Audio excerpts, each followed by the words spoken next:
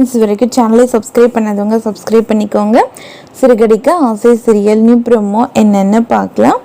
ரொம்பவே ஃபீல் பண்ணிக்கிட்டு இருக்காங்க. மீனா வந்து ரெண்டு பேருக்கும் நல்லபடியாக கல்யாணம் நடக்கணும், இந்த ரிஜிஸ்டர் கல்யாணம் பற்றி இவருக்கு தெரியவே கூடாது அப்படின்னு சொல்லிட்டு யோசிக்கிறாங்க. அதுக்கப்புறம் மாப்பிள்ளை வீட்டில் இருந்து அவங்களோட அம்மாவும் அருணும் வராங்க.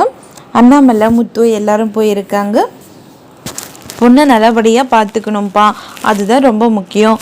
உனக்கு வேறு ஏதாச்சும் இந்த வீட்டில் இருந்து வேணுமென்னா சொல்லு அப்படின்றாங்க.